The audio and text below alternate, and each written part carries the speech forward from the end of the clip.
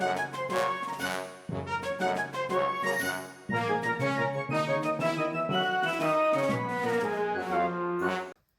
right, I'll admit it. I paid too much. Hi, welcome to another edition of James Jam. I'm Jam. This is my jam. And today's video idea was brought to you by my son, my youngest son. He can come up with really good ideas about channel ideas. He's got his own channel. I'll link it down below. If you want to follow him, that would really be awesome. But I said, what should I do a video about today? And he's always kind of joking around about my bags and stuff and asking, you know, like, why did I spend so much? Are they fireproof? Are they, like, you know, what can they do that I've spent so much money on them? This time his idea was, why don't you show them the top 5 bags that you paid way too much money for? So he was kind of tongue-in-cheek there because he would say that I probably paid too much money for all of my bags. But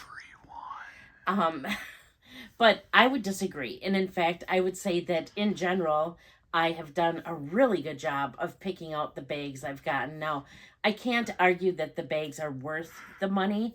I mean, technically, I guess, and there's the beauty in the eye of the beholder kind of thing, and some that I really like them, and we just know they're overpriced for what they are. But not taking those things into consideration, if I had to look back on all the bags that I've purchased so far, and note, do I think that I overpaid on any? There are a few that come to mind, and mainly for one main reason, which I will get to right away. Let's see. The first bag that I paid too much for, let's just go in this. We'll start with this one. Is my Dior Carol. Now, I love this bag. This is a beautiful bag. This is the Carol in the size medium from Dior. Absolutely stunning. What does it say on the back? Bag. It's the street address. 20 Montaigne, I think it is how it's pronounced. Is that in case the bag gets lost, you can bring it back there? No, this isn't Tiffany, but I like that you got that joke. But why did I pay too much for this? I bought it brand new. The Carols were relatively new at the time. I really liked this East-West style, so I was really excited when they came out.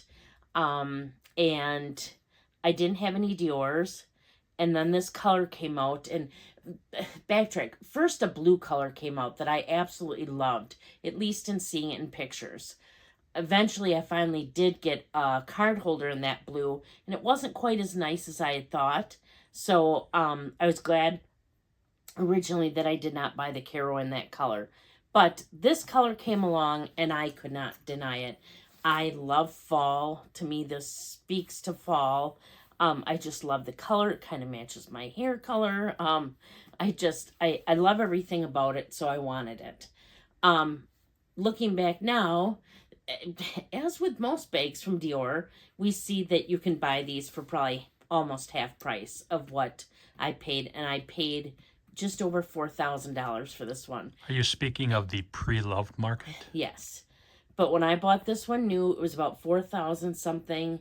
That's the most I've ever spent on a bag, ever. I have a bag that we've spent more money on than $4,000, but that's because me and you both went in together on it. What was I thinking? Yeah, so this is by far the most expensive bag that I've ever bought. Well, I take that back. Yeah, no, I think it was more than my Chanel Boy. So yeah, it was the most expensive bag I ever bought. Now, you can't sell it for anywhere near what it's worth. Like I said, I'd be lucky if I got half out of it if I sold it. Good thing is that I don't want to sell it. I consider this a forever bag. I still think it's absolutely gorgeous. This is for the dust bag sticking out of it, in case you're wondering. Let me just shove that back in there. I don't have any regret whatsoever about purchasing it. But, yeah, too much money. You could buy them in excellent or very good condition right now for, like I said, almost half that price. Bag number 2 that I spent too much money on. This little Gucci camera bag. Again, we're running into the same issue. You can buy these now on the pre-loved market for about $200 less than I paid. I think I paid $800 for this. And nobody has cameras anymore. And okay, but whatever. But and I think now you can usually find these for around $650 or so. And so yeah, I mean, in the Dior bag, I don't feel quite so bad on because nobody knew for sure how the Carols were gonna do. History has told us that Dior in general loses value, but you never know. I mean, they might come along with something that finally actually keeps its value. But you know, most of these bags, other than maybe Hermes, are like buying a car brand new. As soon as you own it, it's already worth way less. Same with a new car. The only way you ever really get your money out of it is if you keep it. And again, that's what I plan on with this. I do not regret this bag. I love this bag. It's my vacation bag. I will say that it's been tried and true for so many vacations. I whip this thing around. It's been on tabletops, restaurant floors, my car floor, everything else. And it's Putt-putt still, golf courses. Yep, putt-putt golf courses. It still looks like new. So I do not regret it whatsoever. Although the Coach Tabby 20 has now pretty much taken its place. So now I'll use it. I'll pull it out to use. I'll have to make a conscious effort to pull it out to use it because my first go-to now is my Coach Tabby 20. But I don't regret this decision at all. And if it comes down to cost per wear, by the time I ever get that bag, I'm ever done with that bag, I'm sure it'll have paid for itself. Okay, we're gonna sense a theme here. Let's go with the next one. That's a big bag. This one. This is a mistake bag. I'm going to admit it. Out of all the bags in my collection, I don't think that I've had a mistake bag before, other than this one. For a number of reasons, I do regret purchasing this one. I really wanted a Mulberry bag. I thought this was the bag I wanted. I thought this was... Stop laughing. I thought this was... It's huge. the right size. And it's not. Had I bought this in the size smaller, I would absolutely positively love this bag and have no regrets about it. But I bought it in this monstrosity size. It's like a duffel bag. And I've only used it once. I love the color. Was that for your overnight? I think the color is phenomenal. The leather, I mean, the pebbled leather, it's gorgeous. This bag is good if you're like going to a theme park or whatever and you want to be able to carry everything. You know, you want to be able to put some drinks in here and stuff like this. These are magnetic. They're Pizza, nachos, whatever. pretzels. And so it's got this huge interior. It's gorgeous, all green leather. And I even have the organizer with a thing for like 2 water bottles in it. The only problem is this sucker is heavy. It's super, super heavy. So even if I love it, like, oh yeah, I got this great organizer for it. I can bring water bottles in it, blah, blah, blah. This is heavy. Like, I bought this. They are very comparable in size. This bag is too big for me. I will admit it. However, I love it because it's smushy. I mean, it still keeps its structure, but it's smushy. It's not heavy. This thing is a workout. So even though you think that who cares, you know what I mean? They're the same size. Something about this baby's like a damn suitcase, and I regret it. Mulberry in general, this style of Mulberry bag seems like it does lose its value somewhat. Is it huge? No. But the bag is. The fact that I only used this once, I just can't sell it. I mean, no one's going to buy it for what I'd want to sell it for after only having used it once. And It's still got plastic on it. it does. On the one, not that strap, the other strap. This strap? Yeah. On the bottom. Oh gosh, yeah, it does. See? Pull the plastic off. You practice safe buckling. So I regret this. I don't regret paying full price for any of my other Mulberries. I've only bought 3 Mulberries new. They're the mini zipped Bayswaters. Love these. Think they're fantastic. I don't know why, but I was thinking this size was going to be closer to this size. I should have returned it when I got it, but I was so excited. Oh my gosh. It came in phenomenal packaging. Just all wrapped up in the bag, and then in the bag was the dust bag. In the bag was the box, then the dust bag, then, oh, I loved everything about it. I was on such a high getting such a nice bag because I was kind of afraid to buy Mulberry that I kept it. So I'm keeping it. The color's so good. Do I think I'm going to find a use for this? I don't know. I hope so. But mostly I just have to get you to carry it. I'm busy that day. Right? So my back. I did. And you can find these now on the pre-loved market easily under $1,000. I mean, I think I paid about $1,800 for this, maybe $1,500. Zoinks. I can't remember, but you know, in this condition, probably about $800, I would guess. You could probably get it for like on a site like the Real. Yeah. Anybody want to buy a bag? This I regret, and I paid too much money for it. Let's see what came next. My Chloe. How do you know that's the Chloe? So, I don't like Chloe as a brand in general. Didn't like them. Didn't like that funny circle-shaped bag they had. But then they came out with this. This bag spoke to me. It's the right style. It's this green suede. It's so pretty. And I loved it. I loved it. It comes with an adjustable, removable, removable strap. Just a big old interior. I have an organizer in it. And I had to have it. So I bought it. I bought it brand new. I love it. No regrets on the purchase at all. I think it's gorgeous. It fits everything I need it to fit. I'm so like a Celine girl or the Mulberry girl that, I mean, this just speaks to what I like in a bag. I love suede.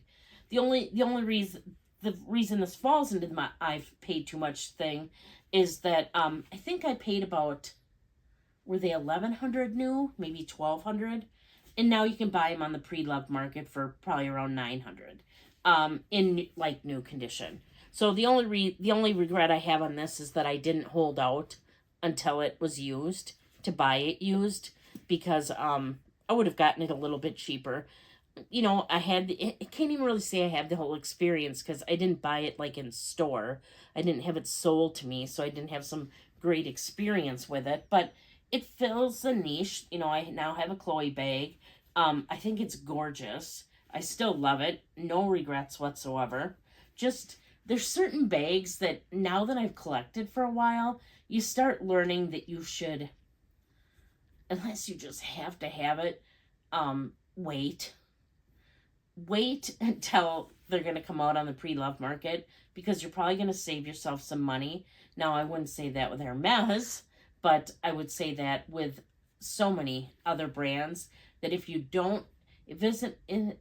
isn't a bag that just completely speaks to your heart and you just have to have it right away and you want to know you were the only owner and so on and so forth, then yeah, get the bag. But otherwise, wait.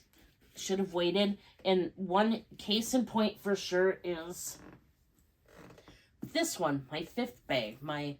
Okay, is it a Bologna bag? Baloney. It looks like bologna. I love this bag. I think this bag is fantastic.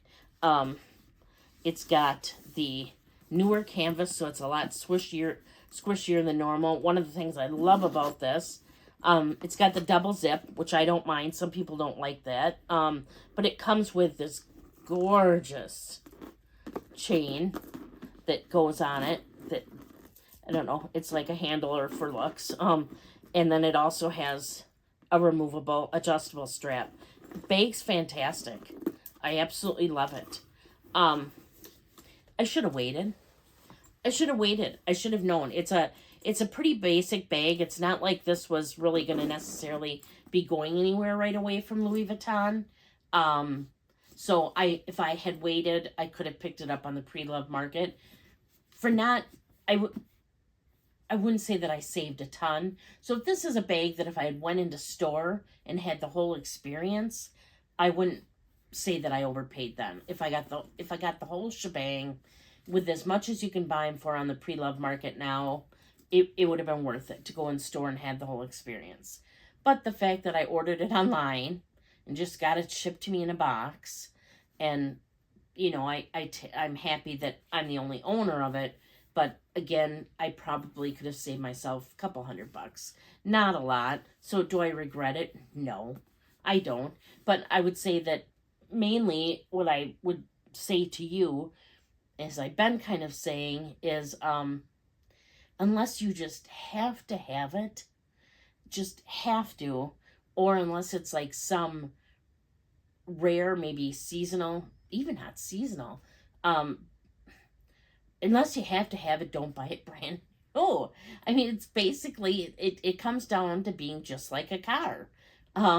Again, you buy a brand new car, the second you get in it and take ownership, it's worth what? A couple $1,000 less than it was just sitting on the lot before you purchased it. Same thing with the bags. Unless a lot of people, okay, not a lot of people, I don't like generalizing like that. I don't have an audience where I could sell this bag outright, or have a huge sale and think that I was going to sell everything I had. I mean, I might get lucky. YouTube might push the video if I did like a vlog sale, but chances are if I tried to sell some of my bags that I bought new and still sell them at a loss, which I should because they're used, but a reasonable amount, chances are I'm not going to be very successful. I just don't get enough viewership on my videos. But so my alternative would be to either try to sell it on eBay, Poshmark. Both those, especially Poshmark, I think takes way too much money, too big of a cut. I could try selling it to the Real. To me, that's been a joke so far. Anything I've given them, it's like, here, I'll give you this. You'll give me $5 for it. You'll sell it for $200. I don't like that, how it works with them. So, yeah, I have not. Or I could try Fashion File, which would probably give me a little bit more, but still not anywhere near what I would want based on what I have into the bag. And if you even take out cost per wear, I'd still be behind. So unless you know it's a bag you want to keep forever, which all of these I do, except for Thunder Tote. Right. If you want to keep it forever, and absolutely, if you like knowing, I'm probably more, excuse me, this is funny to me to say, but I'm more invested in owning a book brand new than I am a bag brand new. I don't have any problems buying pre-loved. If I want a bag in like new condition, that's what I'll wait for. If I don't mind that there's been some wear, then I know that going into it when I purchase it. When I buy books, I want to be the first one and only owner of the book. I want to know only my hands have been all over it and, stuff like that. But I'm not the same with handbags. So to me, that's the reason I can say I think I overpaid on these, that for all of these that I've shown, I could not have been happier knowing I was the only owner than I would have been knowing somebody else owned it and I paid less. So that's my thoughts on this. People have been saying they like my videos that I did like alternatives where I did the Coach Tabby alternative to the Chanel Mini. So I thought this was kind of important too, that sometimes patience is a virtue, and well, it is a lot. I just don't have a lot of it. True. Patience, not necessarily virtues, but Hmm. it's been a lesson that I've been learning now. The longer I've been doing this, I've been really into more like luxurious handbags for a little over probably 5 or 6 years now, and I've learned a lot in that time. I've learned to wait for sales, something I never before would have done. I've learned that in general, I don't mind pre-loved at all, so most bags I should wait to get. I've learned that if I ever go into an Hermes store and they offer me a bag, that chances are I'm going to buy it because even if I didn't like it, you could probably sell it for more money than you purchased it for. You start learning what's worth it, what's not worth it. And I have learned that in general, purchasing a bag brand new, a luxury bag brand new, is probably not for me in the majority of cases. I can say with about 95% certainty, I'd probably never buy a brand new Chanel bag again. I could say with about same certainty, I would say more about 85% certainty that I wouldn't buy a Gucci bag brand new again. Only reason that the percentage is lower is because they're less expensive. And I would say probably about same for Louis Vuitton, about 85 to 90% sure I would never buy a brand new Louis Vuitton bag again. SLGs, I would. But bags, I just don't know that I would.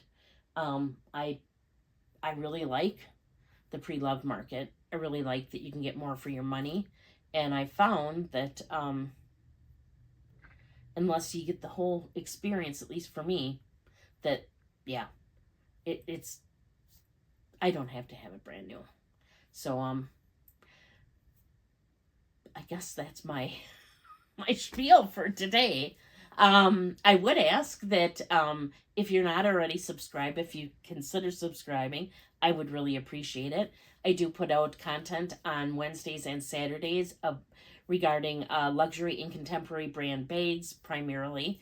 Other luxurious stuff, at least luxurious to me, sometimes is in the mix. Every Monday or Tuesday, you'll find a bag swap video from me on YouTube where I switch from one bag to the next. I go over a little bit about each of the bags. I've been really liking that because one of the things it does is I like getting my impression when I'm going back into a bag for the first time in probably about a year. And then I like a week later to come out of it and think, did it live up to my expectations? Were there things about it that bugged me that I forgot? Were there things that I loved about it that I forgot and maybe should use it more often? And I do the same with my small leather goods or SLGs, switch those out as well. And then every other Thursday I put out a book-related video, either a book haul, showing you what I've read, what I want to read, what's coming out, just something in the book-related realm. I'm also over on Instagram at James Jam. It's JAME_S_Jam. And until next time, please do unto others as you would have them do unto you. Thank you so much for watching. Bye. Did you want to do an update? Yes. Oh my gosh. My bag swap video, if you watched it, I did let you all know that I had read a text from my husband while doing the video that my son had been in the urgent care and was instructed to go to the ER. He was having racing heart. His heart beat was about 120, 125 beats a minute, and it wasn't lowering, and it had been that way for a number of hours. So I met him eventually at the ER, and they think it was in regards to He was trying some new medications. Also, his potassium was extremely low, and they said that that can cause it. They gave him some potassium orally, fluids. I'm not even 100% sure everything that he got, but they eventually got it down, and now he's been pretty good ever since. He rested at home yesterday, and he is okay. I did put a note down in the description box of my last video, but I know that not everybody gets a chance to see that. To let everybody know I didn't mean to leave people hanging like that, so I do apologize, and I really, really appreciate all the kind thoughts and prayers that I received and that he received. We're, like I said, thinking that it primarily was based on some new medications. He's working with his doctor to try to get them changed, or maybe play with the dosages to try to help. But so far, he is okay. He's good. It hasn't happened again, and we're just really, really thankful. So thank you very much for that, and thank you for the reminder. It was going to be the first thing I did. I got all into starting out with a different than my normal intro, and we see where that set me back. So yeah, thank you very much, everybody. This community is the bomb. I know I say it all the time, but it just is. As soon as I got the text from him, right away, I was waiting to hear back from him. I texted my group, my YouTube group, because they're like my family now. You guys are like family now. I come on here to tell you guys things because I like to tell my friends and family everything. So yeah, just thank you very much. Just reaffirms what I say all the time, that this is an incredible community.